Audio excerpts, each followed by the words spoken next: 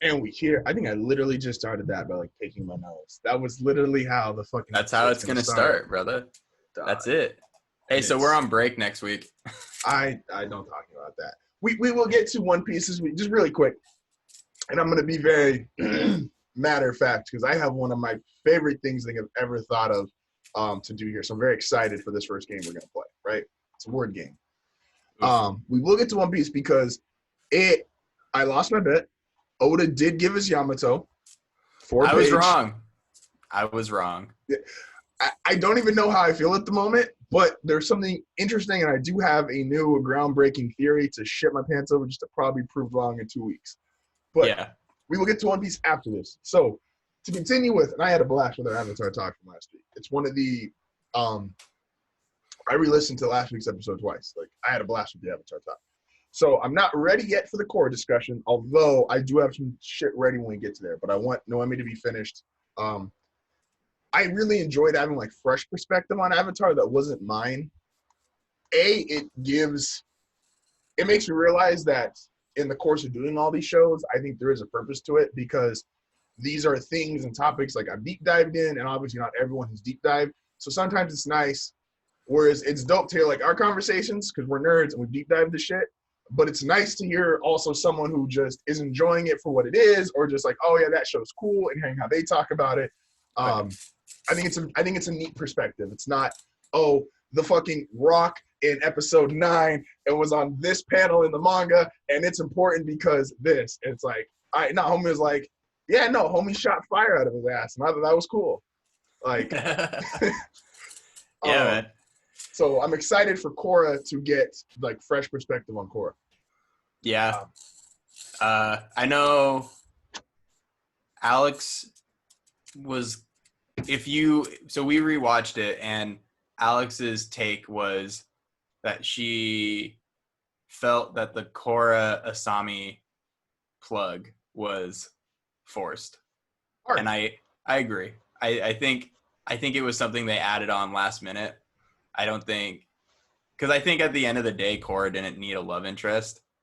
That was, but I think Nickelodeon or like someone was like, here's an opportunity to like give this group some representation, and so like I think they just went for it. I'm gonna say the bad thing, which is no disrespect to the writers, and I think they did it on purpose. I don't think it was malicious. But I think their relationship with Nickelodeon had eroded, obviously towards the end. We talked about this last week. That I was okay because Korra, it made a natural transition from, all right, she's 17, 18 years old at the time we meet her?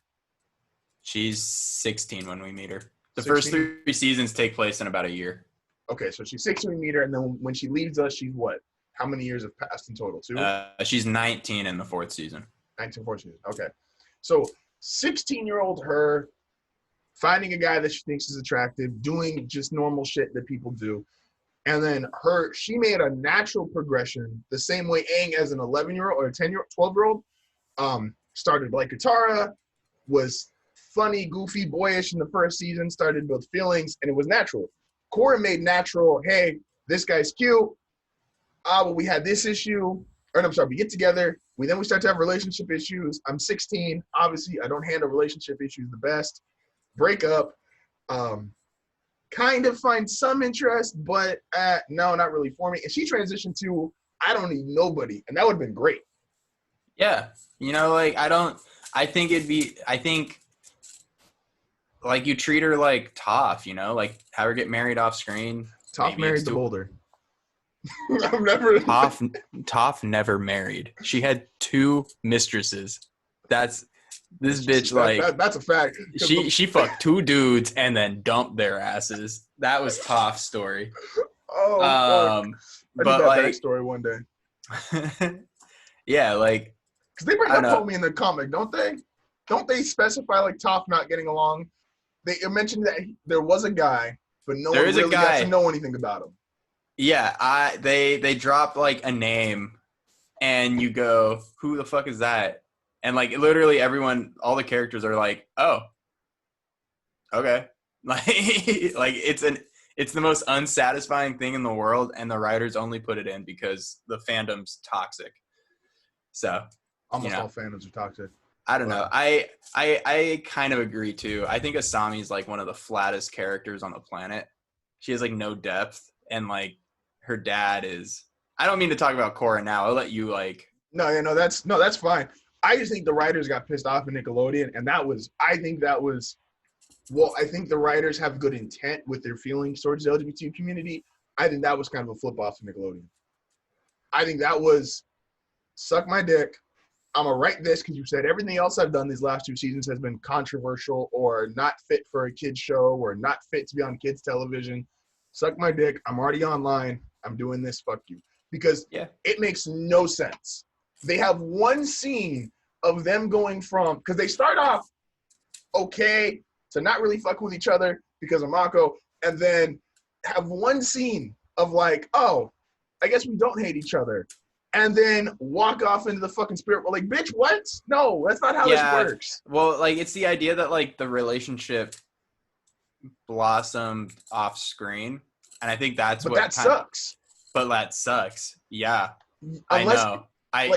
It's a cop-out. And, like, don't get me wrong. I am so stoked that one of the first women of color bisexual person was a lead in a show, and it was Korra. Yeah, but that's and I'm you can add all of these like adjectives in there, and you go, yeah, no, she's 100% the first gay person of female, gay person of color female. But it's got to be natural.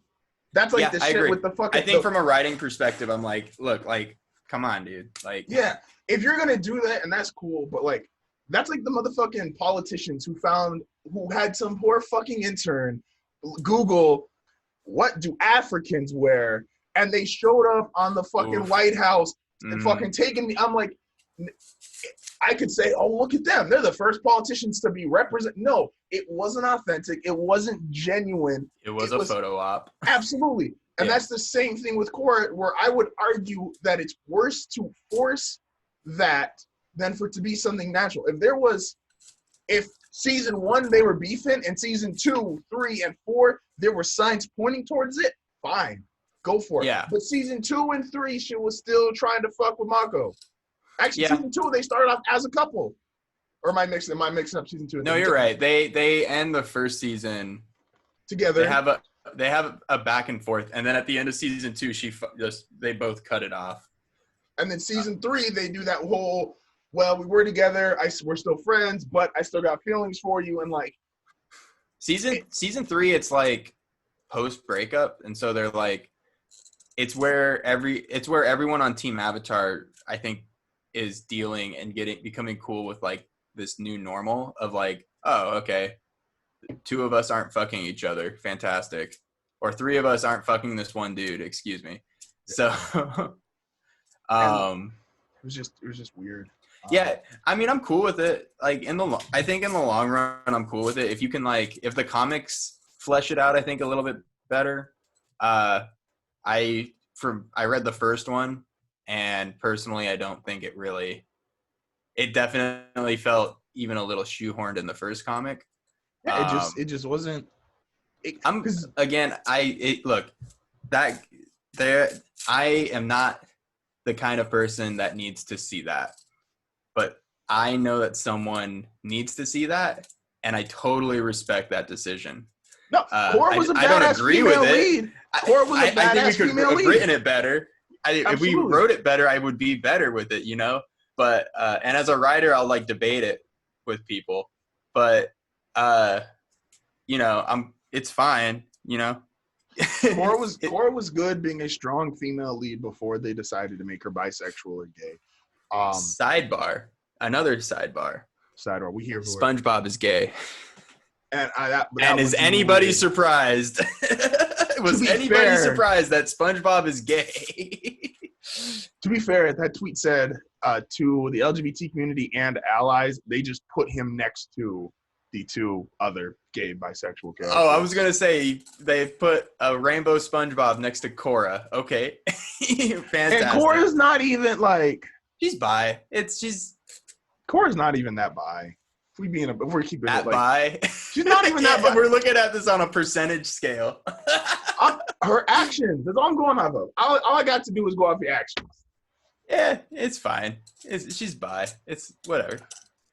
Most That's bi what you people come here for, the real Avatar talk. How bi is Korra? I would say, like, if you talk to anyone who's LGBTQ plus, I don't want to like get that wrong. I just know LGBTQA because I just know allies. Oh, is there got their names in there? I'm just like, look, if you're LGBTQ, you're probably gonna debate that most people are bi, and I'm like, okay, yeah, that's fine. You look at it on like a percentage scale, and you know, I've heard that argument. 90% of the time, like women, 99% of the time, women. But like, maybe there's a guy. Yeah, it's not me, but That's yeah, most people. So we're gonna play a fun game here, right? Justin's like, we need to get off this controversial topic. It's not even controversial. Before I got we, no like, issue with. Before we stick our feet in our mouths, man. No, I've said this with. This is just my stance on it. Korra feels forced, and I don't feel forcing your way into any of those subject matters is the way to properly do it if that's what you truly stand behind. Yeah. You don't, because otherwise and this is my last statement on them. We are going to leave this topic. Justin's like, I'm not fucking talking about this. You would literally have to then to say the way Korra was forced into that role, essentially, not strong female lead, but being a bisexual female lead. Homie, if you go throw on blackface tomorrow and put up no justice, no peace, that don't make you more part of like you are forcing your way into it. And it's like, no, this ain't the way to do it, dog. Like there's a natural and organic way to do it, and then there's whatever the fuck you did, which is you took some charcoal, put that bitch on your face, and drew a sign. Like it's not needed. Yeah. Anyway, so moving on. Here is the game, and I think this is gonna be really interesting. And then you're gonna let me know if you want to go first or second. Okay. This is your avatar, right? So you wake up, or you didn't wake up, I guess. You're 16 years old, as the quote-unquote natural process is supposed to go. Yeah. 16 years old, the White Lotus pull up, and they're like, yo, dog, you the avatar, all right? But you got a special exemption, because we're going to break the time for this. We're going to break we're going to break the laws of time and physics. You get to have any single person throughout history, or throughout history for our experience is going to be through the Avatar, any character that we've seen in The Last Airbender, or The Legend of Korra, or the comics. Okay. You get to choose your firebending teacher, your earthbending teacher, your waterbending teacher, your airbending teacher, and this one will go last, is you get to choose the avatar that is going to be your past life, or essentially the one that you are most connected with. Now, the game part is, and we're going to compare who's going to beat who at the end of this. If you go first, you could choose any of the elements you want to first, right? So if you're like, all right, I'm choosing Earth first, and I'm choosing Kyoshi. Kyoshi is now taken off the list. Like, I can't have Kyoshi as my master as well. Okay. So if you choose one, and you're like, all right, I want to secure airbending, and I want it to be whoever the hell you want it to be. If I then take a firebending, you then risk not maybe having your first choice as a firebending teacher, or as a waterbending teacher, or as the avatar that will both go last on. With the avatar you want as your past life will go last on. Okay. So, and I'm going to take notes here on my other computer, because that's what we do with this shit. All right, let me pull this up real quick. Does it have to be a character? It has to be somebody that we have seen in either The Last Airbender, Korra, or the comics. Now, that includes historical figures that we have access to. That's why, like I said, you can choose Kyoshi as an earthbending teacher because we've seen her. Okay. All right. So I can't. So am I going first, or are you going first? You can go first, dog. I'm gonna throw it to you first. I pick a badger mole. I pick the moon. Oh, okay. No, okay. All right, that's what you did there. Okay. Let's pick a dragon. Let's exclude the OG teachers, right? Let's Okay. make it actual human characters. I was That's like because that a is sky bison, that is a tribute. dragon, a badger mole, and the moon. And then my avatar is Avatar Juan. Although Juan would be a shitty teacher because Juan is like literally learning everything on the fly. He is, but he's the avatar that remembers Rava without going to Korra. No other avatar. I bet like the idea of Rava gets lost to time. Well, to be fair, well, it definitely does because besides, it goes from It's been Juan, 10,000 years, so yeah, and it goes from Juan all the way up until Aang until any of them are like, oh yeah, I can bend energy. Like Roku, Kyoshi, Curran, everybody was like, nah, we don't want to do that shit, dog. Yeah, well, I'm sure like if you look at the avatars, and this would be an interesting story, like some side story or something, like maybe like the 5th avatar or something, when the cycle makes it back to fire and he's going through and talking, like those first like 10 or 20 avatars had to have used some form of spirit bending because it was still relatively new, right? I mean, potentially that would be hard. I don't remember in Korra if they go into detail of it when the origin of bending was. Well, so the origin of bending is the lion turtle. So they held the bending and they gave it to people. And did they give a year for that or like a timeline? This is right before the harmonic convergence before Korra. So 10,000 years.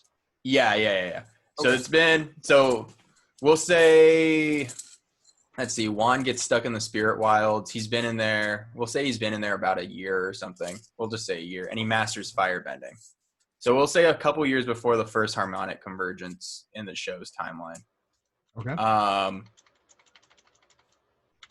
And then he spends like another year traveling to other lion turtles and getting their things. Anyway, so the lion turtles hold the bending and then give it to the people, and then the people would give it back. And then at some point, people refused to give it back, and the lion turtles went, all right, good luck. And when they couldn't control their bending, they learned from the OG masters. So they held that spirit and that energy inside of them. And then dragons taught fire bending, and the moon taught water bending, and badger moles taught earth, and sky bison taught air. Once those spirits were actually in them. I was like, technically won it, and once again, you're more as far as like recently watched Korra. Do they explain when the moon gave up, like being the moon and turned into fish? It was before. I think it was before. Because it would fish be like, and it's the same thing technically because it's the spirit of the moon inside the fish. Would the fish be the? It's what are they? They are Tui and La. Tui and La, yeah. Tui and La. I don't remember when they take fish form, and so I'm like, did the fish teach the waterbend? Because the moon teaching waterbenders is nuts. Well, Tui and La are like the spirit, or it's they're the like push and the pull. They're the push and the pull. They're the ocean and the moon spirit. Mm-hmm. I couldn't tell you which is which. I think Zhao killed Tui. I think, but I could be wrong. They don't. Tui is the moon spirit. Yeah. Tui's the moon. Okay. Yeah. It just says on this thousands of years before the 100-Year War. So. Okay. I'll say after. It could have been during that first harmonic convergence. I don't know. It's a storyline that's, we don't know. Yeah. All right. So for really quick. So for this game, I messed up when I explained this part. Okay. So if you want to go first on the elements, then you go second on the avatar choice. If you want to go first on the avatar choice, you go second on the elements. So, but I'll let you. Do we want to do we want to draft it? So yeah, no, it's draft style. So once you draft someone, they're gone. Okay. So do you want to go first on the elements, or do you want to go first on the avatar choice? No, I mean like draft it. So like I start as a firebender and then I go to airbending and then Yeah, but you're not constricted by order of the elements. So if you okay. want to say, oh, because I'm just taking notes down, so I just have basically mine and your name, and then under it I've got earth, fire, water, air, avatar, and then a line going to it. And whoever you end up choosing, if you say, okay, my waterbender is this, then I'm gonna choose my firebender next. He's this. I'm gonna write it, keep it down here. Okay. So, I'll start with fire. all right, who's your firebending teacher, and tell us why. I'll go Iroh. You motherfucker. I hate Sorry, you brother. sometimes. I hate you sometimes. Why are you going Iroh? Huh? Why are you going Iroh? I'm going Iroh because this fool is he got taught by the Sun Eaters. The tribe of firebenders that Oh, like the Sun Warriors. Sun Warriors. Yeah. So he got taught by them, and he is actually like a true master of firebending and uses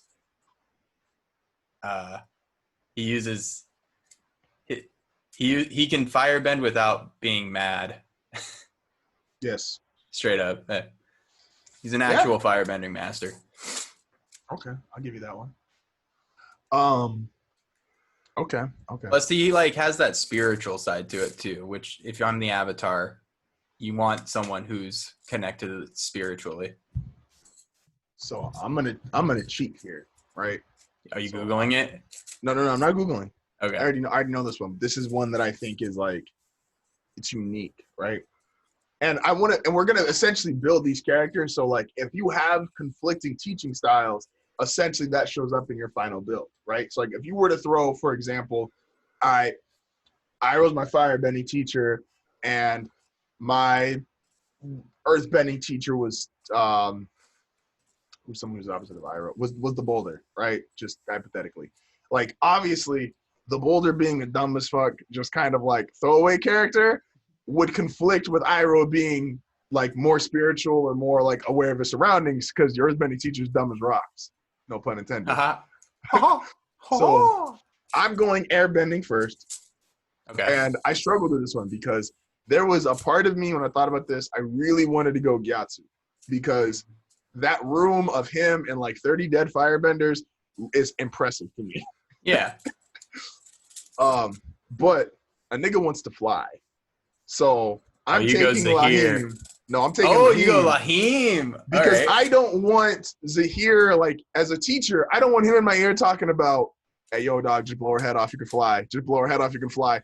I would like to think Lahim was just like, Guru Lahima, yeah. He could separate himself, and he had a more natural, less violent, head-exploding version of flight. Which is funny, too, because I think he was an extremist. Oh, he was. They talk about it in the Kyoshi comics. It's Guru Lahima and, oh, man, who was – there were two, like, philosophers that, like, debated. Guru Lahima and but he was less violent than Zahir, as far as my memory of it goes. Like, Zahir was trying to forcibly separate the world. Lahima was kind of just more in line with the airbender way of thought, but just extreme. Like, I don't even want to be around y'all niggas. Like, yeah, well, it's like like Guru Lahima, think of him as like Marx, and think of Zahir as Lenin or Stalin, you know. Yeah. Someone that took those teachings and went farther than needed to go. Or any fucking religious fanatic, honestly. Yeah. Also, there's Lahima. That Zahir was just literally not a bender and was in like high-level prison. Yeah. Homie couldn't bend and was kept in the fucking high-ass mountains in a cage. Like, nigga, we scared of you. You can't do shit, technically. Like, oh my gosh. His fucking comrades were literally bitch who bends water with no arms, and motherfucking lava bender, and boom boom the girl. Like my nigga, what? What did y'all do before you harmonic convergence and you got bending again? So yes, that's my airbending teacher. So since you stole fucking Iroh from me, dick. Sorry, friend. It's all good. Who was your next teacher? Shoken, that's it. Any of the bendings. You got water, earth, and air.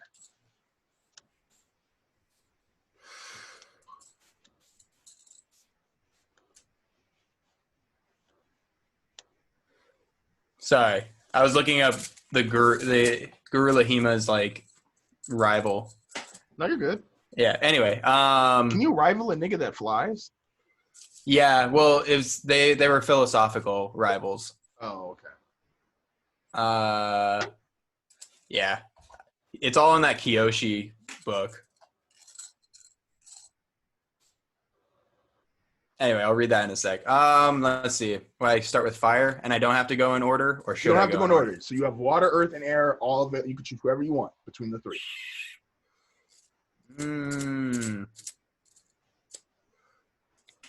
I pick Toph For okay. for Earth. All right. It goes along with Iroh teachings. That Toph was very much influenced by Iroh, and the ability for her to see with her feet connects her closer. Like, it adds that connection aspect, that everything is connected. You think she continued, and I don't disagree with your pick, but do you think she continued to be influenced or like Iroh? Because her relationship with her daughters is very different than Iroh with his son and Zuko. I think it's strained, but I also think that's part of her character. I think in her old age, because they talk in Korra where they go, we reconciled our differences, and like yeah, I was tough and I was wrong about a lot of things, and like a lot of the children forgive her. Sue, no, the other one. I'm Chief blanking. Police, right? Chief of Police is Sue. The other one, I cannot remember her name. Kuvira's teacher, but I can't remember her name. Yeah, Kuvira is a good. Su Lin. No, Sue. Yeah, you're right. That's Is that it, Su Lin? Yeah. Okay. Or no. I think it's something Lin. I couldn't tell you though. Yeah. Anyway, her. I think it's just Lin. No. Anyway, you keep talking. I'll Google yeah. her name So right now. In her old age, she moves into the swamp, and I think it's not a coincidence that Su Lin. Yeah. So so Lin is the chief of police. Su Lin is the metal bending city leader. Yeah. Founder. It's not a coincidence. It's not a coincidence to that Toph ended up in one of the most spiritually charged places in the Avatar world. And I think that's because that's her going on her spirit journey, much like Iroh did in his youth. Yeah. Plus, like young Toph is like really influenced by like her whole character. Like, if she has no development, but she resonates so much with Iroh. Yeah, no, I'll give you that. Do you think, and this is an interesting topic, do you think Toph is the best metal bender, or she is just its creator?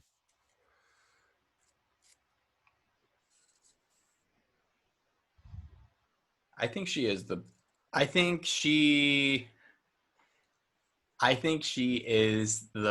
best. Because Kuvira had a mech. Kuvira had a mech, but she was also controlling it with meteorite metal. Toph talks about when she's getting the poison out of Korra, and Korra's like, they got all of it out, and Toph goes, no, they missed a little bit. My daughters were never quite picked up on metal bending. And I think that has something to do with the idea of like feeling deep within the earth and feeling deep within that metal and being able to sense that.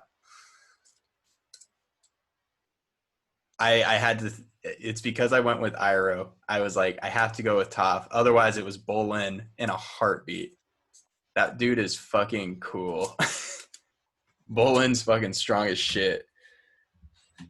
So,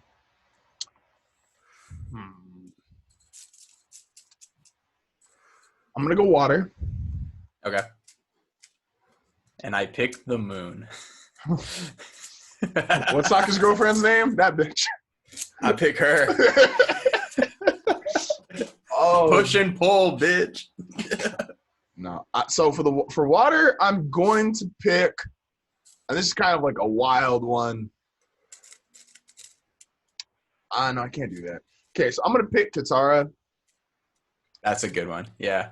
I've struggled with this because this is where like the teaching conflict would come in. Because I want, holy shit, Yakan, homie bloodbended, handcuffed, and told Aang, get down, incapacitated the whole fucking court like this. Yeah. And I'm like, but he's just nuts. And it just wouldn't work if I'm trying to build like an actual like character. But fuck, homie is strong. I was gonna say, yeah. Well, I was thinking I was like, Katara is good for water bending. And she can heal. And she can heal. I thought a lot about Amon. No, the bloodbending is because Katara has it, but I don't think if Katara is your teacher, she would teach you bloodbending. So I don't think my avatar would have bloodbending because Katara would never teach it. Yeah, and there's something so evil about bloodbending too. It's powerful though. It is really powerful. Like somebody made a video and it's like, yeah, if the avatar state didn't exist, bloodbending is actually the most powerful thing on the planet. Like you can't beat them. No. They literally beat you no matter what you try to do. Well, flip side, airbending, and you just go, oh, an army of people, I'd suck the air out, you know? But I'm also like, I see an army of people and I go, I see an army of water and then bloodbend. Yeah, no, bloodbending is nuts, man. Especially like a 1v1 fight, I don't think anyone can beat a bloodbender. No. Like if Aang wasn't personally responsible for taking away Yakan's bending, nobody beats him. Like Amon is terrifying in season 1, and he don't hold a fucking candle to his dad.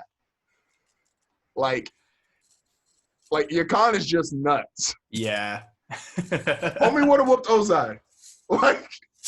Yeah, 100%. He yeah. 100% he would have. All right, who's our next teacher, Matt? You still have water and air. I will go air, and I will pick Monkey Atso. Okay, all right. And I don't know if you see where I'm going with this. So we're building out here. We're going spiritual, but he teaches you while other things, like, because he also taught everything's connected. Mm-hmm. Because Guru Patik was friends with him, and that's a line that he drops where he's like, I'm a spiritual friend of Monkey Atso, you know. Mm-hmm. And but he also teaches you that fun is just as important. Yeah. Which is very, very important because it's like, oh, you are the avatar, but you are human as well. And he's really the only airbender with that distinction.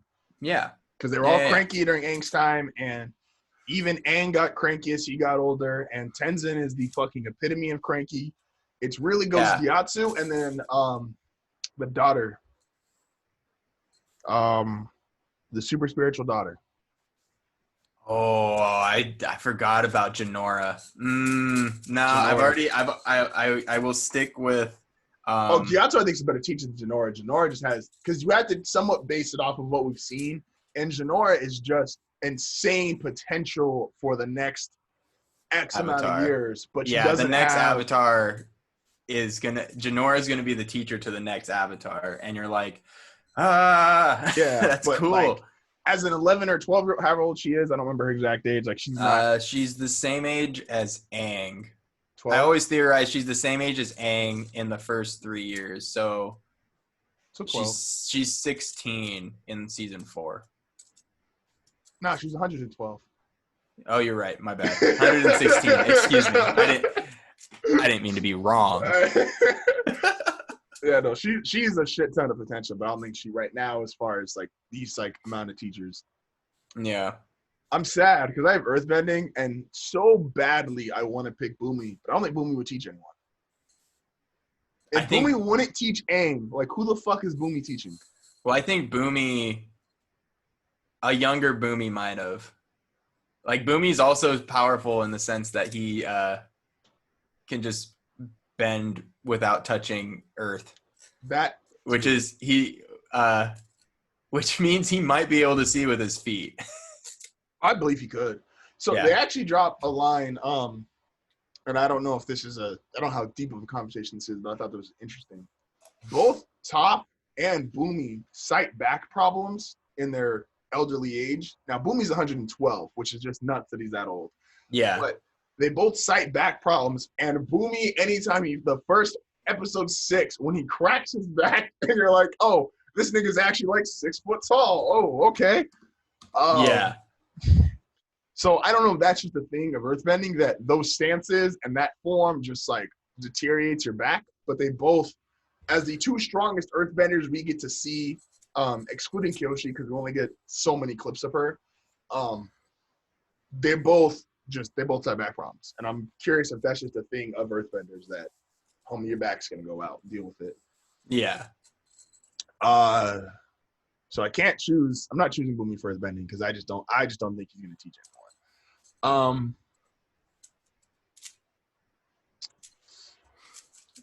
I know. I have to think about my water tribe. I think for fire though, I don't know if this is the best pick, but I'm confident. And since I don't have Iroh, I'm going to take who I'm going to assume as new Iroh, and Zuko is going to be my firebending teacher. I think Zuko also has Sun Warriors in him. He is technically from the same family, and the strength, I think, is clearly evident, especially in the fight with Azula, because now we don't get to see everybody, obviously, but excluding Roku, who's an Avatar, the only time we see fire that extreme is from that family. So Ozai, Azula, Zuko, Iroh, even Mako, when Mako's like really trying to like rear back and get it, doesn't produce that amount of fire. Sozin's Comet or no Sozin's Comet. So I'm presuming that family just has some strong ass firebending, right? Oh yeah. And Zuko is not only, I'm a big fan, like in real life, of just anyone who has life experience, and probably no one has more life experience than Zuko. Like, dog, my dad banished me at 16, burned the fucking side of my face. I chased this nigga around the world for a year. My sister tried to fucking kill me. I ditched my uncle, who was the only motherfucker who loved me. Then I'm friends with the motherfucker that I was searching around. I was trying to kill for a fucking year. And then redirected lightning at my dad. My sister's gone batshit. I couldn't find my mom for 10 years. Like, my mom. So Zuko's got some life coaching that he can definitely pass on. Yeah, probably. And I think he's strong. He's riding a dragon, which he's, besides him and Roku are the only two. I'm sorry. Him, Roku, and Sozin are the ones you ever get to really see ride a dragon. And I think that means something, especially with his relationship that he established with them when he went there with Aang. I'm presuming, I will always say they dropped the ball on Zuko. I don't know why we got like 3 clips of Zuko and Korra, and we got a whole bunch more of Katara, when Zuko, not that Katara is not interesting, but Katara's whole role in Korra is, I'll give you elderly advice, and I was married to the Avatar. Zuko, I think, was still a far more interesting and complex character, and what he might have done, just the whole recreation of the Fire Nation. Like, homie, I became ruler of this country that everyone hated because we made everyone's lives miserable for 100 years. Like, that could not have been an easy introduction. Like, oh, yeah, he's the Fire Lord. Cool, we're all friends now. Like, I think Zuko had a lot to offer, and I think Korra just dropped the ball with him. But he's also not from their timeline. Well, like, all of the past characters really don't get anything, really. Like, even Toph goes like, well, she goes, there's a reason why, like, Katara didn't get involved with the Water Tribe Civil War. And that's because she was like, yeah, like, she's old and, like, her back hurts. And, like, it's not really her place to deal with young people's fights, you know? Like, she's done her time. And now it's time for the young generation to step up and do their thing.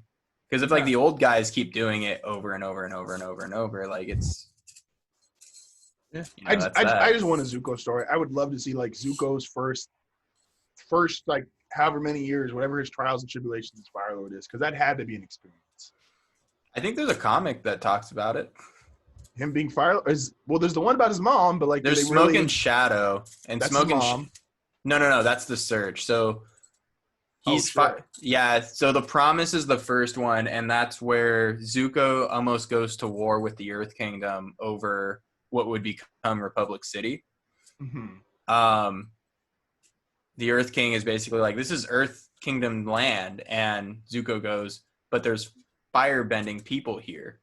And then Aang goes, this is going to be something new. This will become an entirely new world, basically. This is a new territory, a new land, a new kingdom, or whatever. And then you have the Search, and he's not really in the one after that. And then there's one called Smoke and Shadow, and I think that's about like people that are trying to assassinate Zuko. Yeah, no, that had to happen because there's got to be Ozai followers. Yeah, like Ozai followers, like there's like a cult that's out to get Zuko, and that's Smoke and Shadow. I haven't picked it up yet, and Avatar became popular again, and so all those books are sold out. Yeah, lovely. Yeah, no, I think Zuko's just a more. If anybody was gonna get screen time like in Korra from the past shows, I just think Zuko had a lot to offer. Like they gave him one joke, which is like, yeah, you know, I tried to hire this assassin to kill the Avatar. Yeah, it didn't work. Pretty good. Yeah. But, you know, I tried. Oh, yeah. He did his best. All right, so now you have, as your last one, you have a waterbending teacher. All right, so I'm still kind of debating it in my head. Can I give you my two? Who are your two? One of them was Unalaq, but I know he would try to use me to, well, no, harmonic convergence is past. So Unalaq technically would be a good teacher because he's super spiritual. He's super spiritual. There's another part of me that goes, I want to get Hugh. oh yeah, the Swamp Bender. There's a part of me that wants to get him. I want spiritual redneck. Oh yeah, I was like, a redneck waterbending teacher sounds dope, but it's like it's a waterbending style that's like it's Foggy Swamp waterbending style versus northern style and southern style. Yeah.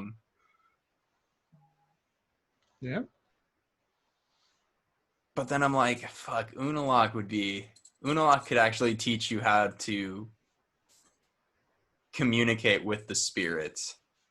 And although you already had Iroh, I already have Iroh for that. And Toph. And Gyatso, I'm going to assume, had some kind of connection. I think all airbenders do on some level. Yeah.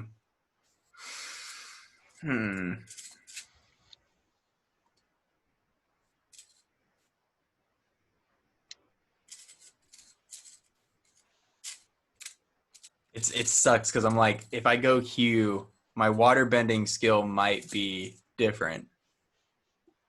I think I'm going to go Hugh, and here's why. A lot of it's plant bending, and if I've had Iroh and Toph and Gyatso as my other teachers, I know that everything is connected.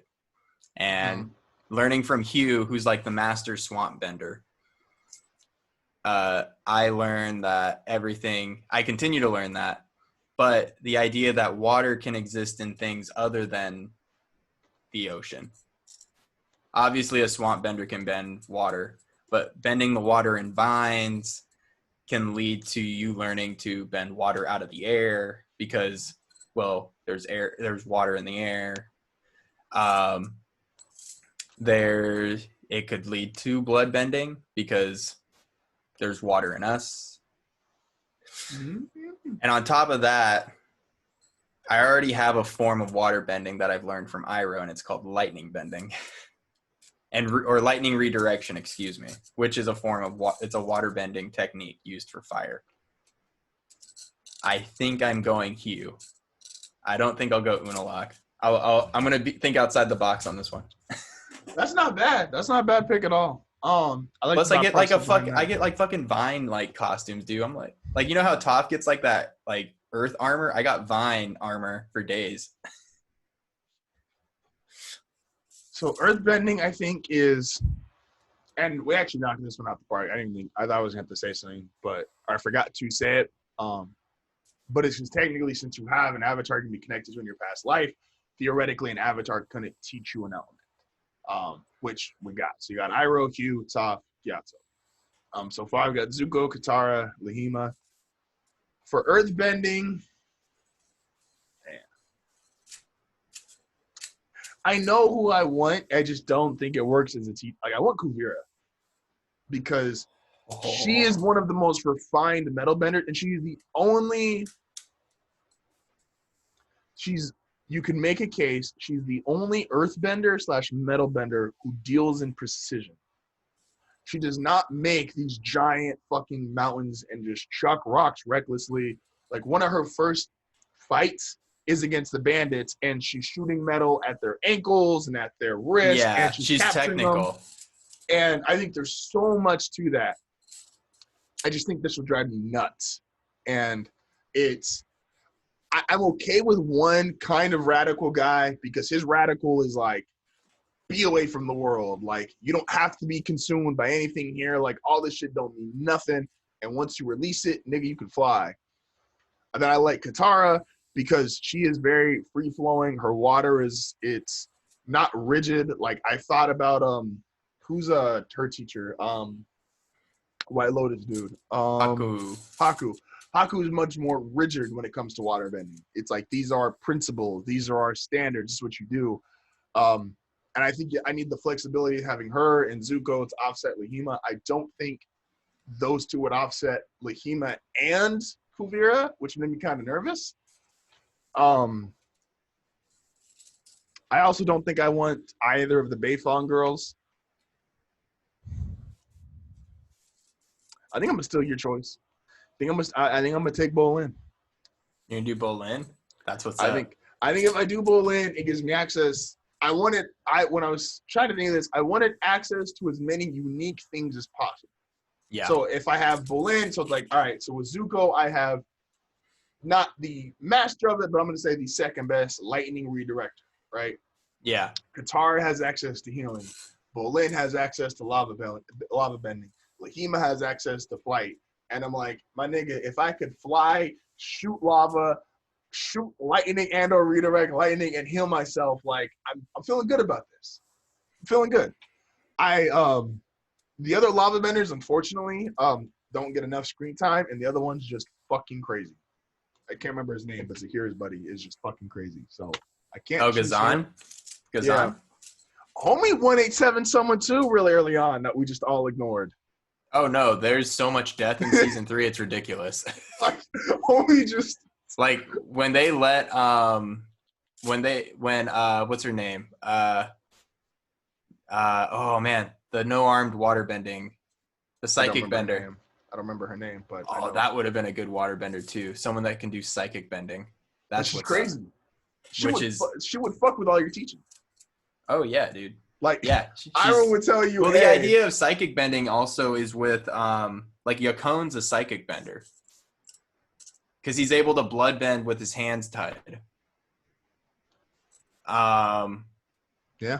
What is her name? She's the no armed chick. It's not Pali because that's Judy. The eye lady. I think it's Judy. No. Did you call her Judy? No, Pali. What did you? But you said she's. I'm gonna just Google no arm waterbender. Minghua. Minghua, yeah. We would have never gotten that. No. Yeah, she gets let out of jail and then she just chucks people into a volcano. Like, so many White Lotus died when she escapes. White Lotus looks like some bitches. If you take out like they got first scene, they're awful in Korra. They're trash. Like, when Iroh and them left, like the White Lotus turned into some ass. yeah. Oh, yeah. Oh, fuck. Well, that's the whole reason why the Red Lotus split in the first place, is because they were like, oh, this isn't what we're supposed to be doing. All right. So now the Avatar, I get first pick for this. So the Avatar, who is you're going to completely rechange the cycle. So you just whoever you get to choose essentially who was before you, and that's you get to draw the most insight from. Okay. I don't think this is controversial, but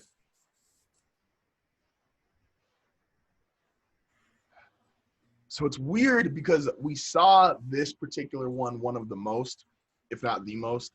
I don't think there's a lot of avatars fucking with Aang.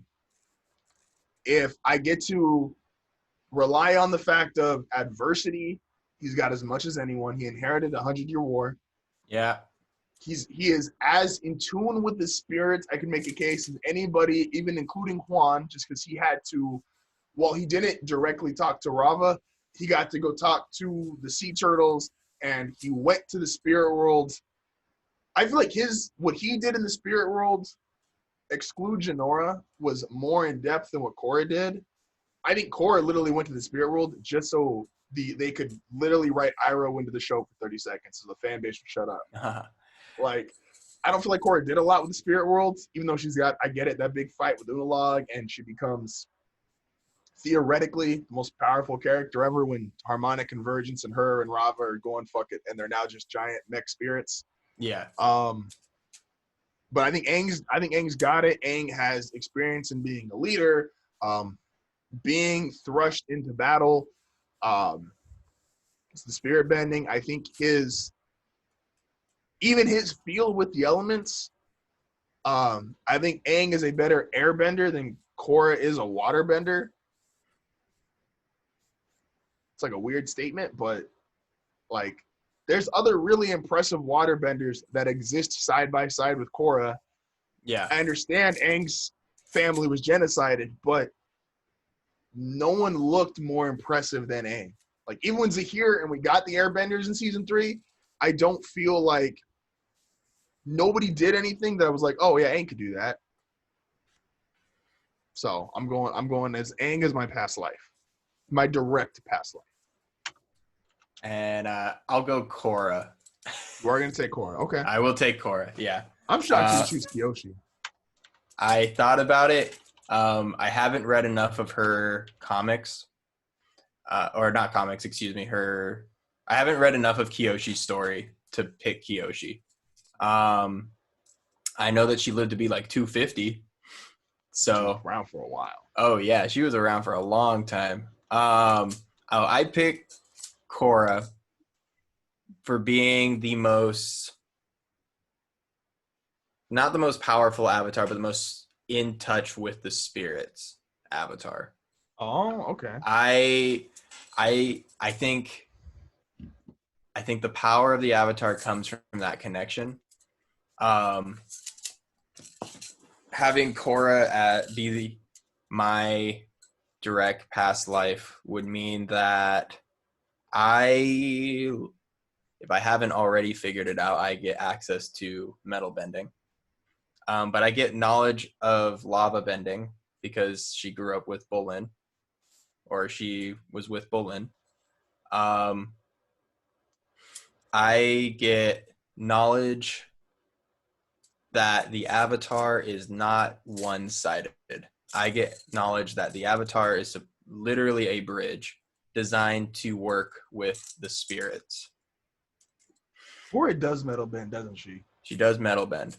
I was just saying that. I'm like, does the avatar get like the cross bending? And I was like, yeah, she does. She does bend it. Yeah. I think there's also a humility aspect to it too. Korra does not think she's wise enough to be a past life. But her trials and tribulations, I think, exceed Aang's. I think Aang experienced genocide, and he had to save the world. I think Korra had to deal with what does a world look like that doesn't want an avatar in it. And that being able being able to exist in that. I don't think she's more powerful than Aang, but I think she's more in tune with the spirits, which is what you want out of your avatar. You don't want an avatar that's one or the other. Mm-hmm. No, I get you. I don't think Kyoshi was in tune with the spirits. I think Kyoshi was. Oh, I think she fucked shit up. I think she was just a really powerful, angry woman. I don't know how into. I think Rava was looking at her like, "Bitch, you gonna die yet?" Like, yeah, I'm kind of scared. Well, there's a part of the third Avatar, the last Airbender comic, where Aang has to pick sides between an angry spirit attacking this town that was like messing with it and its like culture and everything. And Aang picks the people over the spirit that's been wronged. And that little thing translates all the way over into Korra. And that's what Korra is fighting against in season 2. The idea that the spirits feel like the Avatar has betrayed them and has left them. And Korra mends that rift. No, it's so as a fun technicality, and not that they were, you're obviously much closer to the Avatar who you're right behind, or come right after compared to the other ones. But if Korra is your life or your past life, do you think you have access at all to the other avatars? I mean, in this hypothetical, yes. That's like the great question because they never clearly answered that for us. Like Korra just left them and was like, maybe the Avatar cycle, because we never get to know if Korra is the last Avatar or not. She's the last Avatar and the first Avatar. She's both. But is she gonna respawn? We don't know. I think she does, personally. I personally think she will. Like, I think the way the past life works, we'll get like a spiritual, we'll get the Avatar spirit in the next one, but it's just Korra, you know? I think this is like, and I could be totally wrong about this. And obviously, they're never going to give us this answer because they don't have to when the show's over. Yeah. But I would think it would almost be like the next Avatars, if not the next, maybe let's say they skip 2 or 3 for us, right? They're like, the next couple Avatars essentially didn't do anything eventful because not every Avatar is going to save the world or fight terror. Sometimes they're like Avatar Kuruk, who they just live. He just lived for 30 years, lost his wife, and I think probably got killed by Ko. Or he lost his wife to Ko and then died of a broken heart or something. But it would be whoever the next eventful Avatar is, if they want to say it's next cycle or they want to skip a few. It would almost be on them. They would have to fix the rift in the Avatar cycle. Like, they would have to be like, all right, I've got 4 people. These 3 guys have done eventful lives. I'm now farther away from Korra, who's got the most information, but I have the hardest time reaching her. Like, I got to fix this whole cycle because the world does need – another funny hypothetical, the world must suck. When the fucking Avatar dies, and everybody's got to know, like, we ain't telling nobody they're the Avatar until they're 16. Like, no. So suck. Dude, they talk about that. They talk about that in the Kyoshi book, where the Avatar Kuruk dies, and he tasks his 2 friends to go find the next one, and there's 7 years before they're able to actually find. They explain how it works when they're like in the Earth Kingdom, because the Earth Kingdom's huge, right? It's the biggest piece of land in the Avatar world. And so they explain it where they're like, okay, we treat it like a grid, and we go, all right, we're going to literally break it down and then zero in on like certain towns. And it took them 7 years to find Kyoshi. And in that 7-year time span, like chaos like broke because no one could find the Avatar. Yeah, no, it's like the Avatar's death low-key has to be kept a secret. Yeah. Otherwise, the just hell breaks loose. So, and I'll let the viewers. I'm gonna make this a separate video along with the full video. I'll let the viewers decide. So, Matt's Avatar was taught by Iroh, Hugh, Toph, Gyatso, and his past life is Korra. My Avatar, I was taught by Zuko, Katara, Bolin, Guru Lahima, and my past life is Aang. Feel good about both picks. It's kind of hard to go wrong when you have all of history to choose who your exact teachers are. I just wanted to fly. I'll be straight up. Guru Lahima was like the only one. I was like, he was the only one. I was like, I gotta get him first. I just like, if I could fly, like I think it's good. I will figure out the rest. Yeah, like straight up, like Lahima's like pretty busted. But I think about like Korra versus Zahir when she just goes fucking ape shit and throws a mountain at Zahir. That too. I'm like, you can only fly so quick. Hey, man. All right, so before, and I got a strong 15 minutes I want to spend on this because that's about all the time I got, but it was I don't want to say groundbreaking chapter in One Piece. And I'm not even going to say last week's chapter. Once again, I'm not going to say it was groundbreaking. Last week's chapter was okay. It was I think they did exactly what Oda wanted them to do, right? So like last week was like setup for the setup. We're progressing. Hey, we're going to find out with a couple things. Then we got this week's chapter, which feels like a pre-break chapter. We have Zoro fighting guys, and somebody says some slick shit talking about, hey, just join Kaido. It's easier. I am fully expecting Zoro to kill every single person in that vicinity. Like, yeah. We got Luffy, and I keep fucking up her name. It's just supposed to be Uri? Is that like? I thought it was Uli. Uli, like she's got like the short little weird name. Ulti, excuse me. Uti, like UT. ULTI. Ulti. Okay, I'm gonna call the bitch Alti. That's alt. Yeah. So we got her and Bumblefuck, who also showed up randomly. They're both dinosaurs, or Age 1. I guess in this world they are both. Are we just going with that's the thing? Like a dragon fruit is you're a dinosaur essentially. That's what it looks like. Yeah. Nice. So they got dragon fruits, so they're dinosaurs. And the bitch headbutted Luffy, and I thought that was a great moment because Luffy was like, bitch, your head's hard. Cool. Yeah, like, well, I mean, we're at this point, so it's like my Rowlet in Pokemon Shield, and you're like, all right, I'm pretty fucking strong, dude. Like, like, I was walking through the trainers, and I'm like, none of these motherfuckers can hurt me. Yeah. None of them. None of them. And, like, Luffy is now, or at least it feels like,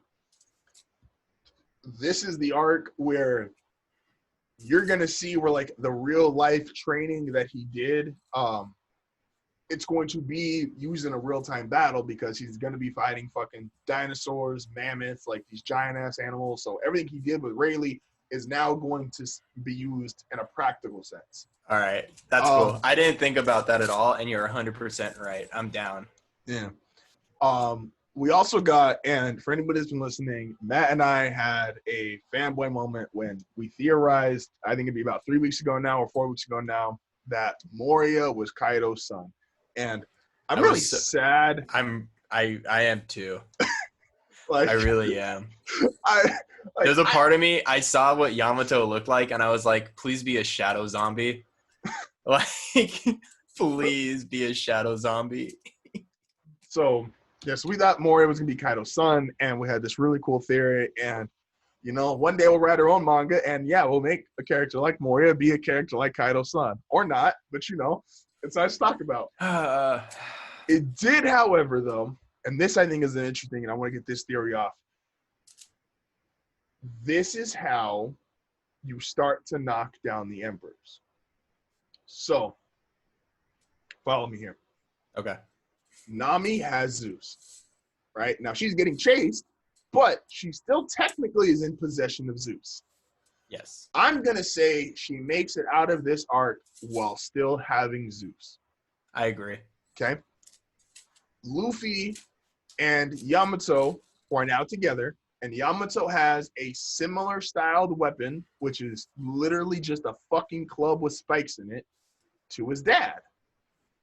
Now, he said something, I could have misread this, but it sounded like it was something like thunder or electrical, like there was power behind, he didn't just club someone, like he used a type of attack. I want to say it was thunder or electrical based. I could be wrong.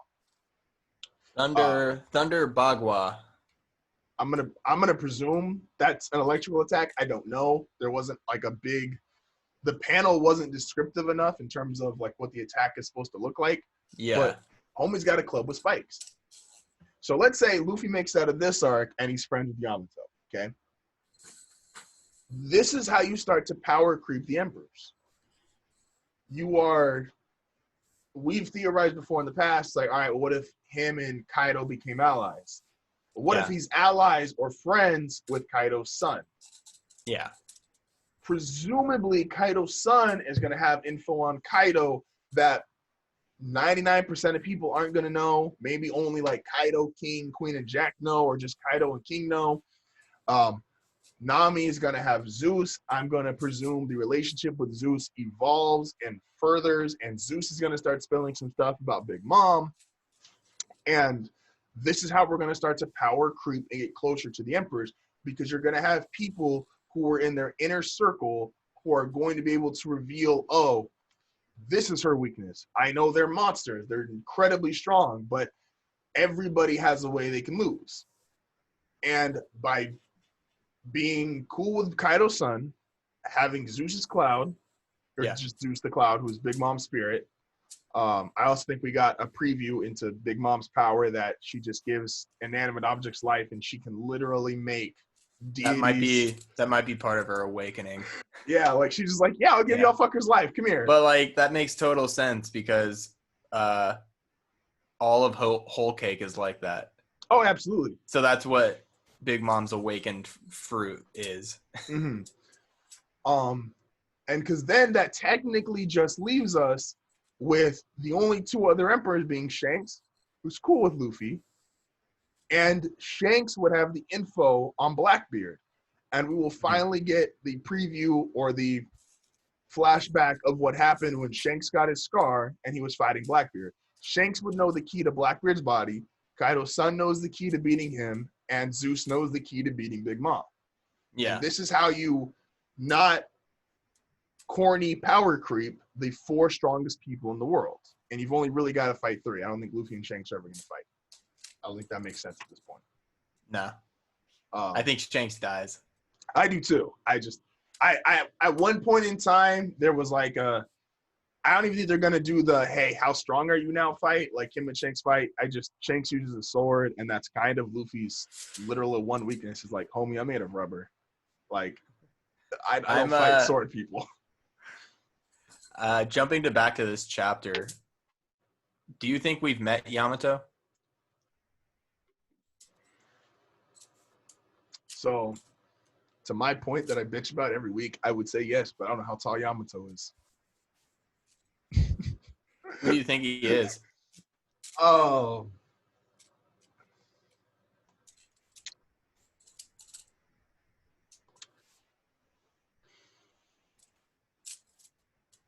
Man. I couldn't tell you, Owen, but so, is he a notable character we've met? I don't think so. But have we seen someone with horns? Because there is miscellaneous horn people we've seen. And just not maybe enough importance or focus was put on him at that point in time. But I think there's a good chance that he's someone Luffy's already met. I just don't think he was significant at the time of meeting. Similar to like, I don't know if you felt this way, but when we first met Charlotte on Thriller Bark, I didn't think Charlotte was going to be more than just she's on Thriller Bark, or she's in this town, and then at the end of the arc they're just like, yeah, she's Big Mom's daughter. which Yeah. now holds less value because Big Mom's got 1,000 fucking kids. But at the time, it would have been, oh shit, if she's the only one, it's like, yeah, she's Big Mom's daughter. So I'm gonna say yes, we've probably already met him. He just was not significant at the time of meeting. I'm trying to think. I'm like, who could it be? Because there was horned people, I think, even back when technically going back as far as Frankie. Yeah. I want to say there was horned people in the big house, or there was horned people on Thriller Bark. Like, I don't think that it is. Yeah, I don't think it's impossible to say that we've met him. I just don't. Well, I'm trying to think if like maybe someone else on the crew has met him. Right? Like going to their solo arcs. No. Like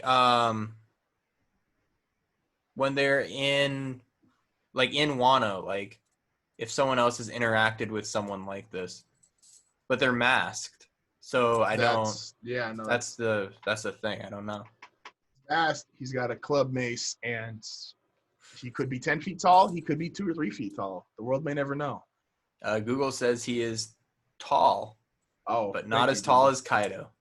Thank you. Thank Google, you. how tall is Kaido? Oh, you want me to bring that fucking thing up again? No, I don't. I just get triggered by it. We didn't even see Kaido in this chapter. I don't think he was actually in this one. I do think it's interesting in that while I think it's going to be more so for Zoro's fight in terms of the people saying, hey, just give up, like just go with Kaido, it's easy. I do think that is a big demonstration of what like Conqueror's Haki looks like in real time. That people they've just submitted. They're like, yeah, like I'm never going to be as strong as Kaido. Like I give up. I'm curious then if that is maybe not to that degree where they're just like, oh, I'm not even gonna try at all. Like just Kaido's the man. We follow him. Blah blah blah. He's always right. But I'm curious if that's what's gonna happen to the worst generation. That 4 or 5 of them are just gonna tap out and say, hey, it's better to be like maybe Apu has just said, all right, I'm never gonna be as strong as this dude. Like I'm good having this kind of power, this kind of influence, and working under Kaido's name. And that's essentially how the new world forms. Yeah. I mean, it makes sense that, like, the emperors break spirits, you know? Like, that one guy that's, like, everyone on this crew wanted to be king of the pirates at some point, but no one's stronger than Kaido, so. Yeah. You know, there's no point. But it's cool, like it's cool development it's a cool showing for Zoro because Zoro he's obviously him and Killer are the only 2 non-captains to be in the worst generation. So to see not even a captain, but just like a right-hand guy be like, nah, fuck that. I don't even let my own captain talk to me like that. I think he's cutting everybody up the next time we see him.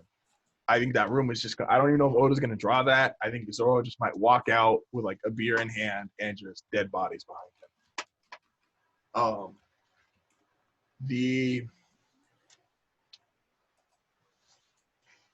I don't know. What if – I'm trying to think. Hold on. Because there is one person we haven't seen yet. That's Hawkins. Where is Hawkins? Haven't seen in terms of like inside the building, like inside the palace. We haven't seen him in the palace. We don't know where Hawkins is. And I'm trying to remember this thing. I was looking at the hair, and the hair of Yamato is similar to the hair on the straw thing. Yeah, the big scarecrow thing that he throws at Luffy and Zoro in this arc. I wouldn't be opposed to that. I think my view on Hawkins is because of Hawkins' character style and just being able to see the future, like he's not really running to be in the confrontation. Even when he confronts Luffy and Zoro, he's kind of just like, yeah, I just have to be here. Like I'm a headliner. Like I don't really want to, but I'm here. When Kizaru got to Sabori, he was like, dog, I'm not fighting you. You'll fucking kill me. Like, I think I'm going to say that Yamato is Basil Hawkins. I think that. So I'm not going to predict that. Now, I will say maybe Yamato is really just not a fighter, and Hawkins took him and maybe made like a straw replica to save Luffy real quick. Yeah. I don't know if I'm going to go. This is partly just out of I'm really sad it's not Moria. I'm really sad it's not Moria. I'm going to withhold on trying to guess Kaido's son again. I think he is his own person. Whether we've met him, not significant, or he's brand new to the story. But I could see Hawkins kidnapping him if he really wasn't shit as a fighter. And him not being shit as a fighter would kind of make some sense to Kaido not really giving a fuck about him. Like, I can jump from Sky Islands and fall into the ground, and like you just a bitch. So, like, if he wasn't as into his son as other people were, or as you're supposed to be. Let me see this. Happy Father's Day, by the way, Kaido. Damn, that's wild. Omi really dropped his son on Father's Day. Yeah.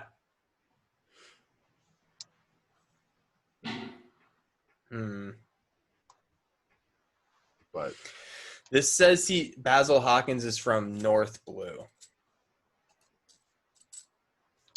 I mean, would you ever know where an emperor's from? Well, his garb also reeks of like Christianity and like it's different. He's spiritual. Like I said, I don't know if I'm gonna go Hawkins is his son. I've also heard theories that Hawkins'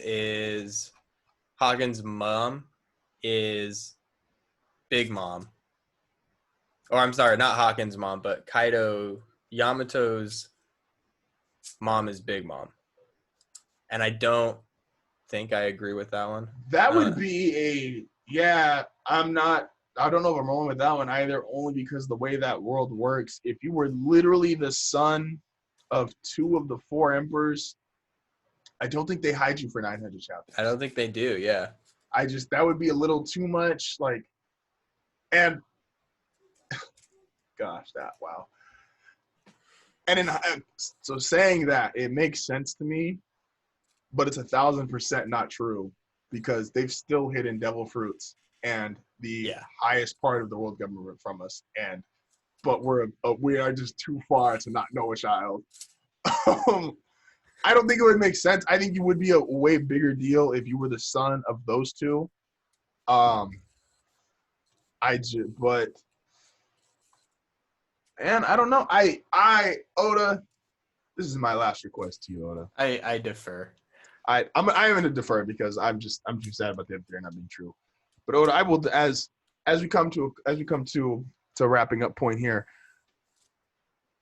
If you're going to give us Yamato and then take a break, and what feels like a great break chapter, because you've given us 3 or 4, like there is shit ready to pop off in 3 or 4 different spots.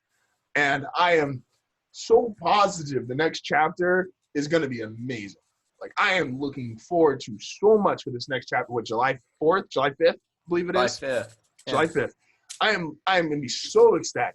July 4th, I'm going to get drunk. July 5th, I'm going to wake up, read One Piece. It's going to be a blast. I think you're going to do amazing. If you don't, show me who the fuck Yamato is or give me I need at least 3 pages. He won't do it. Oda, I don't I think know it's the I next know chapter. Japan is still on lockdown. I just watched the Nintendo Direct. Sakurai, we got a new ARMS character in Smash Bros. We know who it is now. Oh, do we? Oh, sweet. Yeah. It's the girl who runs the cafe. She's a ramen noodle fan. I Yeah. don't know. Fun fact. When are we playing Smash? Fun fact. Luffy had an impact on Smash Bros. Because Luffy is called Springman. There's a weird Japanese English translation in which Luffy comes off as Springman. The main character from ARMS is called Springman. And Sakurai himself during the Direct said, I didn't want to bring Springman in because if you Google Springman, you get this character from this kind of famous manga. And I was like, oh, there we go, Luffy. You finally made it into Smash. Yeah, so they've done he did Dragon Quest. What Dragon Quest for Dragon Ball. So Dragon Ball made it in. Yeah. And Springman's made it in and Luffy's made it in. All right. Well, it's not Springman though. She wouldn't put Springman. He put Mean Min is her name. Mean Min. I don't want to. I don't have to say it. I never played ARMS. But I need something about Yamato. I need a couple pages, like 2 or 3 pages. That's fine. I'm expecting the next chapter to be like 15 pages, 3 or 4 pages about Zoro, 3 or 4 pages about Inside the Room with Kaido, 3 or 4 pages about however he's going to transition us out of this chapter. And I need 3 or 4 pages about Yamato and Luffy. And if I don't get them, I'm going to be pissed. I'm going to be drunk, hungover, and angry as hell. I'm just surprised they got someone working July 5th. Good for Viz. Homie, that chapter's probably already done. They told that nigga take 2 weeks. They were like, yo, I saw. Were you the one that sent me the meme that was it was Pain about to destroy Konoha, and it was like, imagine drawing this for like a week and for niggas to look at it for 5 seconds and go to the next page? Yep.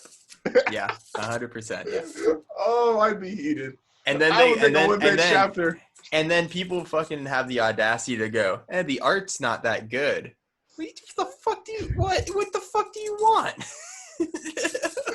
I think that in like My Hero Academia does the same thing, where it's like there's like so much painstaking detail in every page, and like, or a lot of the pages, and then like sometimes you just don't get that, and then people are like, bro, what the fuck? And I'm like, bitch, this fool took like a week to draw this 2-page cover. Eat dicks. Facts. Eat a bag of dicks. So yeah. Oda, don't let me down, man. Also, you're not getting Yamato in 2 weeks. My theory is you'll get him. It'll be one panel, and he's taking the mask off to reveal who he is to Luffy, and then we'll cut to something else entirely. You know, you're probably right, but fuck you. It's only been 983 chapters, so you know. Well, to be fair, and this is like the anomaly I'm pulling out of my ass. We did get Sabo. He didn't fuck us with Sabo.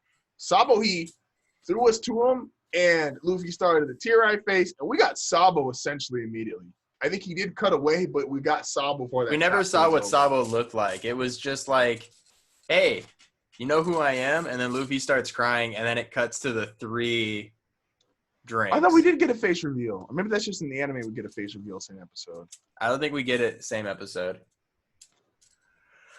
Oda, I'm telling you, if I don't get Yamato, also for anybody listening, this episode drops today, of course, which is Tuesday. It's Monday. It's Tuesday right now. We just recorded this and uploaded this in real time, right? Yes. Bitch, I'm at work right now. But we are on Friday on the Hardfile Gaming Twitch channel. We are going to be starting, now that the Isle of Armor is out, we are going to be running through our official Nuzlocke on Twitch. It's going to be live streamed on Twitch on this Friday and next Friday. YouTube videos will be coming out. I'm going to make a series. I'm excited for it to be on Twitch because then there's no bullshit. Like, you can't lie and be like, oh, nah. I mean, he didn't really die. Like, nah. If they die in live, like, they just dead. Like, so I'm looking forward to that. go check that out. It's gonna be super fun. Sword and Shield, Nuzlocke. I'm hoping over the next 2 Fridays we can knock out the game. The game's pretty linear. It's one of the few, like, once they allow you to start doing the gym challenge, like, you're essentially just doing the gym challenge. Yeah, dude, it takes forever to get to the gym challenge. Correct. It But takes fucking forever. But once we get there, I feel like we'll be able to power through a lot, which is why I'm kind of confident in knocking the game out in 9 to 10 hours. Yeah. We'll explain more of the rules as we're actually live streaming it. And then we will do the Isle of Armor DLC. I don't know how much. We'll do the post game, and then we'll do the Isle of Armor DLC. Well, yeah. Well, we'll do whatever.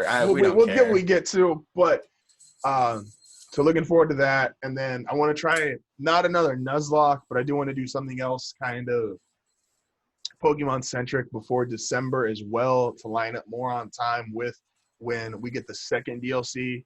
I'm not looking forward to that legendary. I don't need Rudolph. I don't need Grass Rudolph, the big head. Oh, I'm really excited that this is like where we're getting like into the temple side of Pokemon, and we're getting like all the ancients and all the legends are going to be released. And this is what I'm excited about. Electivire is coming in the next DLC. So thank you. Larian, Moltres, and Zapdos look cool as shit. They do. The actual legendary from that region looks stupid. I don't get why they were like, yeah. So someone had to go into that building and say, hey, my name's Tim, and I got a really bitchin' idea for a Pokemon. What if we made it look like a reindeer, right? But he's gonna be like, I think he's a grass and psychic type. Yeah. Right? So you got to give him some green. Brain.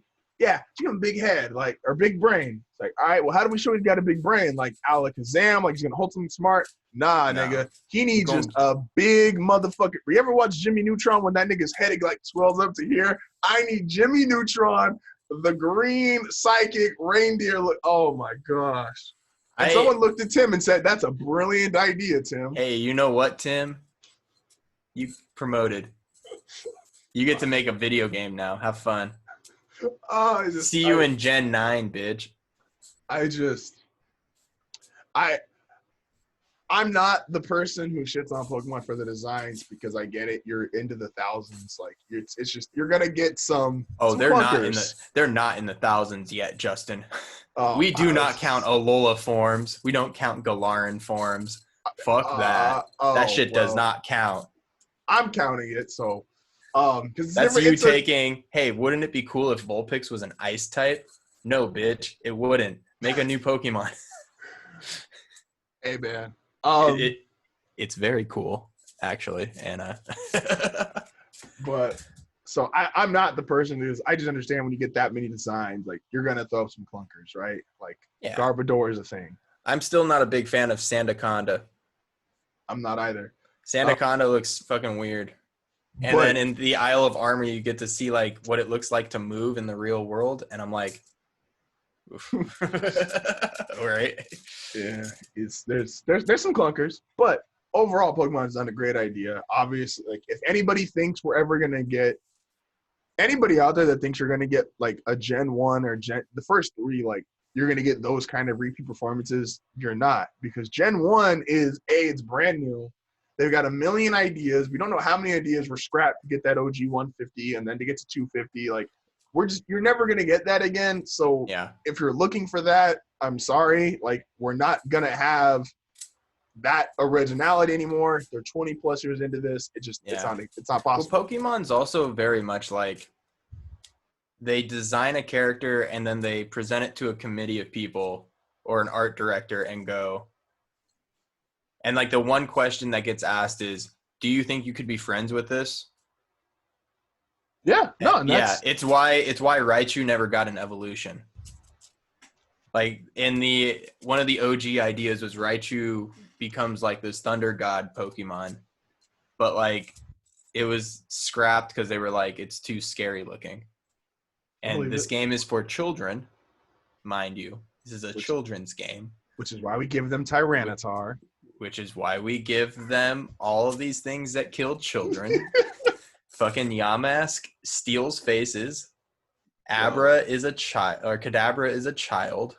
Shout out to the Yamask that y'all will never see, and the really shitty Confergus that I had to go through the fighting gym with. That You was mean ass. Runergus? Not Confergus. Runergus. Oh yeah, Renergus. I'm sorry.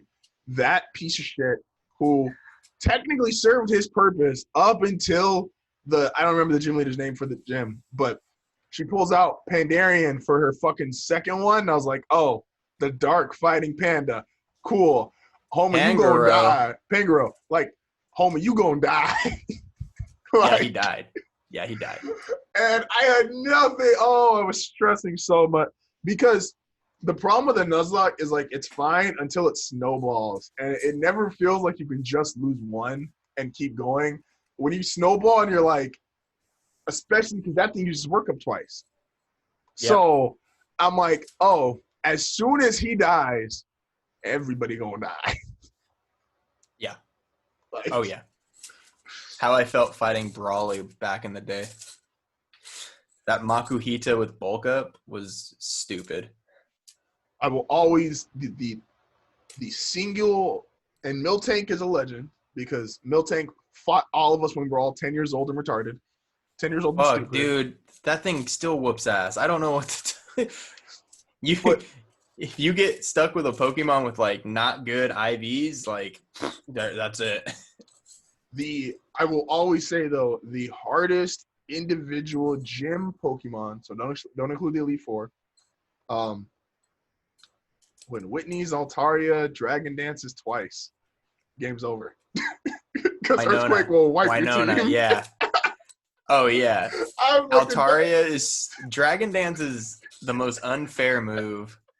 Did I tell you I was playing? So I got Gyarados when I was playing Pokemon Sword because I was like, oh man, I really want to just take Magikarp all the way.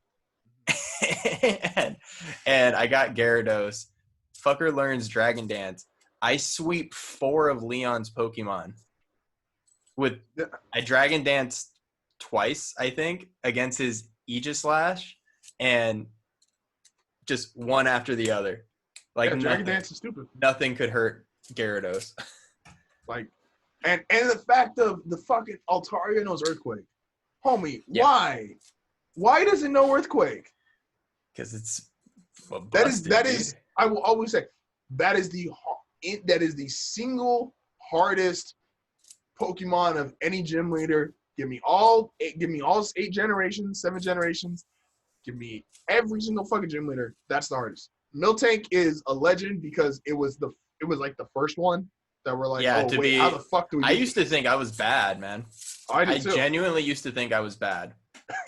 Like, and if you play Heart Gold, like the remake isn't any better because she teaches it Attract. That's like, okay, Attract, Body Slam, you're paralyzed.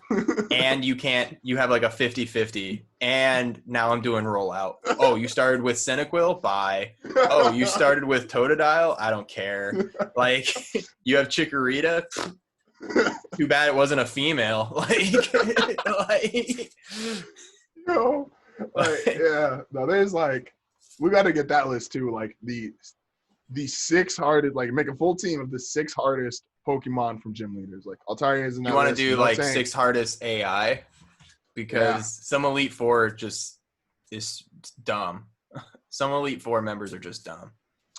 I remember I hated, speaking of Confergus, I hate in Black, I think it's Black to White too, when the Ghost homie starts with Confergus, is if you're not playing like, yes, if you're that person who put Regigigas in there and you were like, pro strats, I'm going to get this new ability and just run through them. Like, if you just have a regular team, Confergus giving, what's it called, Mummy? That is annoying as hell. That's not like Altaria bad or Miltank bad, but that is annoying as hell. I don't know how good. That's just a hard one to feel good about if you're doing Nuzlocke. Like, yeah. I remember having a hard time with Drake's. He was Elite Four. I had a hard time with Drake's Salamence. Because it was the same thing. This fool had 2 Altarias. Like, I was like, what? Why? Altaria is also broken. Oh, I'm sorry. This one shouldn't count, but it is on the list. Lucian's. Is it Lucian's? Lucian's Bronzong in Diamond, Pearl, Platinum. No, not Platinum. Excuse me. Diamond and Pearl. Because there are no fire Pokemon. If you don't start with Infernape, that battle is really hard. I'm going to agree with you, but I almost always selectively started with Infernape. I'm not going to lie. Nah, because you started with Empoleon, too. You played that game with Empoleon. Okay. Okay. So Diamond. So I never played Diamond and Pearl as an adult. I only played Diamond and Pearl as a very spazzy 12-year-old kid, and my two uncles also owned it. So Yeah. I just kind of got to cheat and started with both, to be fair. Because my That's team fair. for Diamond and Pearl, I was pretty sure that like the last game, like I was still using legendaries. So like, Okay. I didn't have like a I remember real my last team. one. My last one was Ruby, I think. And then I was playing Pokemon Sword, and you know when you get to Hop at the very end and he has his legendary, Mm-hmm. I was like, yo, this is the one opportunity that I feel that it is right to play with legendaries. So I threw Eternatus in the team, and I threw the dog in the team. And I was like, yeah, man, for story purposes, Hop saw me catch Eternatus, and I got the dog. Why wouldn't I? And so, like, I threw out Eternatus, and Eternatus gets one-shotted. And then I'm like, okay, fucking A, we're in it. Throw out the dog, and the dog almost gets one-shotted because, it just happens like that. But it's fun, man. It's fun. No. But I had to catch me online playing with that shit. Bullshit. Fuck that. Because Diamond and Pearl, yeah, I was gonna say, I think that's 6th grade or 7th grade for us. My very first run through, I was stupid and I used whoever the fuck I could find. But by the time I did like a second serious run through, my uncles fucking traded me Gibble in like the first gym. Like I wasn't about to put like I had Garchomp, homie. So I forgot about this. I had such a hard time with Cynthia in Diamond and Pearl that I put Dialga on my team to try to Roar of Time. I was like, this is the only way to beat Garchomp. Roar of Time. Motherfucker, if I didn't survive that earthquake, I was dead. Hey, man. No, Diamond and Pearl, that's a great game. Yeah, because I think, yeah, Empoleon, Infernape, Garchomp, Dialga. I forget who my other two were. I want to say I have one more dragon. Who's the other dragon in that gen? In that gen? Yeah, because it was Garchomp and who was our other dragon? Was Salamence in that game? No. Salamence is Gen 3. I want to say there's one more dragon. I want to say that was like my core 4. And Did you get Giratina? I used Giratina. Do you use Palkia? No, I restrained myself. I only used 2 legendaries in my party. I was like, I was moderate about it. I was like, yeah, I'm gonna start with 2 starters, 2 legendaries, and the fucking dragon. Yeah, I can't. I don't. Nothing's coming to mind. Oh, I cheated. I definitely used Arceus in that game because my uncles had an action replay, and we had mad Arceus and Master Balls and like different plates. Dude, Arceus is such a good Pokemon, and nobody got it. No one got to really play with Arceus in America, at least. Like, you had to cheat in America to get Arceus. I remember I felt dirty at one point. I was like, damn, I got 99 Master Balls and like 30 Arceuses. Like, but like, I'm like, this was before like America was like, oh, like we'll just we'll be on the same playing field as this game that gets released in Japan. You know, like Gen 4, I literally watched Gen 4 get released in Japan and went, oh my God, I hope this comes here. And then it did. Yeah. Like, we didn't get a worldwide release for Pokemon until Gen 6, I think. No, Gen 5. Gen 5 was the first one. I also want to say I think Darkrai and Spirit Tomb were like my next up in line. Like they were my first out the box, which was homie with no weakness. And then the dude who, even with the action replay, you had to glitch yourself into the fucking house that didn't open just to go to the To dream get world. Darkrai, yeah. Yeah, you had to glitch yourself into the house, go to the dream world, which, fun fact in Pokemon, I guess, the dream world is you just take a fucking fairy that don't exist and you just go there. Oh yeah. And I was always like, Gen 4 is legit. It has all the legendaries that you would want. Like, there's so many legendaries in comparison to the other regions, and you can't get any of them. There's the little grass porcupine thing. You can't get Shaming. You can't get Darkrai. You can't get Arceus. I'm forgetting one. You can't get Spirit Tomb, Deoxys. Spirit Tomb. You only get with friends. Deoxys is Gen 3. No, Deoxys you can get in Diamond and Pearl. You could go through it. You get Deoxys in Fire Red, I think. Deoxys, because you did the what's the town with like the old meteor site? No, you couldn't Is get. that not? Is that not? That's in Platinum. Oh, okay. Maybe I'm. Are you? No. Wait, hold on. No, you're right. They had like a special extreme speed Deoxys that they released. Yeah. Because I was like, no, don't be wrong. No, that was for Emerald. Never mind. That's Emerald. Ruby Sapphire.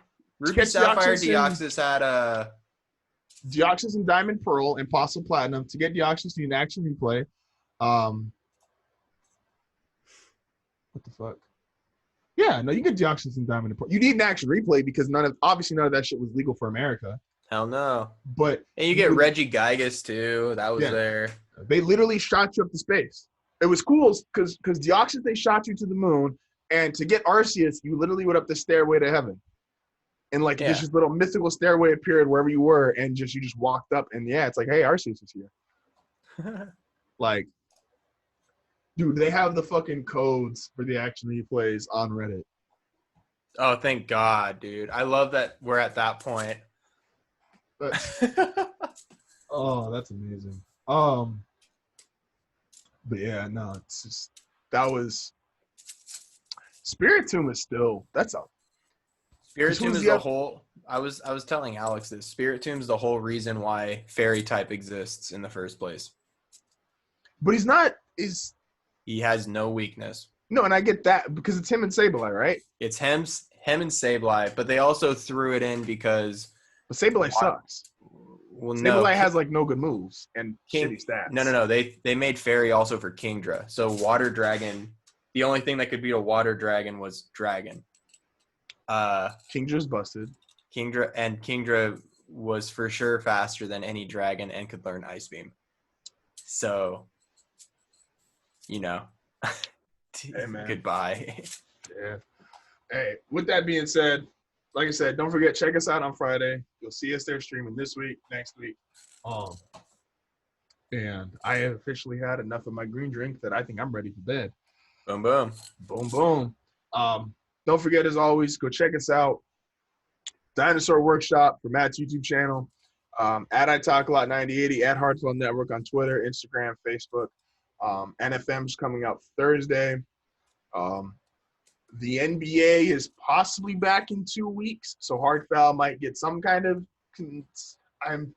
I'm torn on like just doing a video a day versus a whole podcast because I'm not into the whole what so and so tweeted or what so and so made his Instagram post and then running for that as a headline. So, if coronavirus doesn't come back and kick everyone's ass, Hardfell will get back to some normalcy.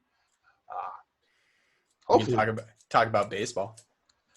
Homie, baseball is gonna do maybe a 60-game season. And have you heard the owner's proposal for to the players? No. So, and I want you to imagine this. So imagine this was like your unemployment pitch, right? Okay. All right. So the owner said, hey, we're going to play 81 games because that's all the calendar and the guidelines will allow us to do without running so far into the next season, right? Yeah. Okay. So the players are like, 81 games, half our salary, plus if we still make bonuses based on performance, we still get those, right? Owners are like, Nah, dog, we gonna pay y'all a sixth of what you normally get. So to play half the games, if you made $35 million, you would have made 6.75 to play half a season. And the player said, suck my dick.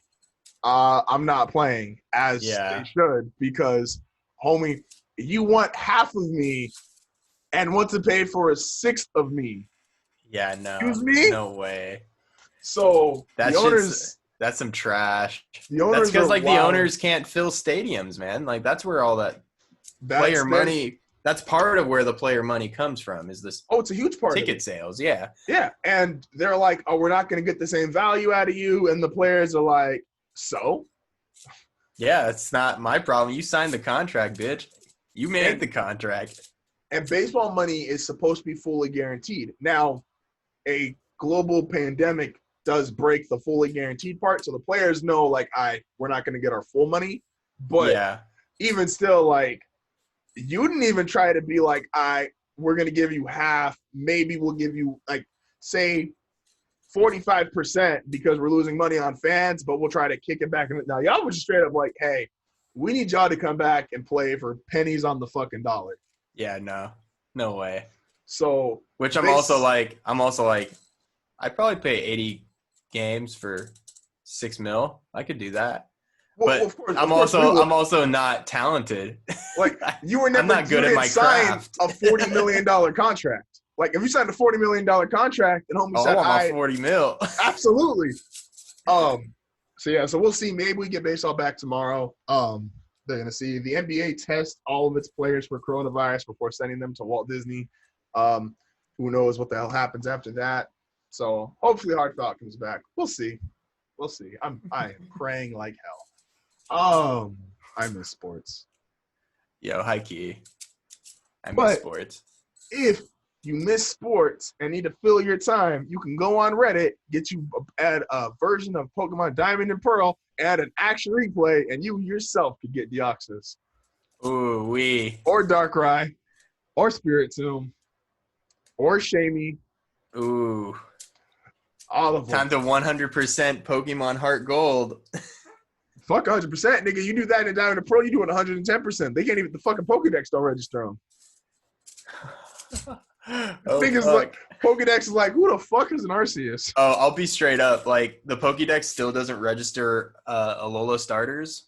Damn. And in Sword and Shield? In Sword and Shield, yeah. So technically, I have all of those. Damn. Yeah, I'm like, oh, well, I guess I'm better.